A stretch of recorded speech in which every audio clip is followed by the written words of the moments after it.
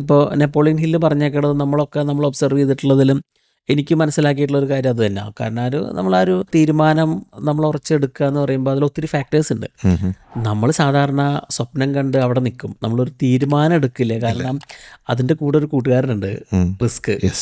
അപ്പോൾ നമ്മൾ ആ ഒരു റിസ്കിനെ പറ്റിയിട്ട് കൂടുതൽ ആലോചിക്കും, അല്ലെങ്കിൽ ഇതിൻ്റെ ഒരു ബെറ്റർ ബെനിഫിറ്റിനെ പറ്റി ആലോചിക്കാണ്ട് നമ്മൾ ആ ഒരു റിസ്കിനെ ചുറ്റി നിൽക്കുമ്പോൾ നമുക്ക് ഒത്തിരി വേണോ വേണ്ടെന്ന് ആലോചിച്ച് ലെപ്പൊളിഹിൽ തന്നെ പറയണ പോലെ ഒരു ഇൻഡിസിസീവ് എന്ന് പറഞ്ഞ ഒരു സ്റ്റേറ്റിലേക്ക് എത്തും.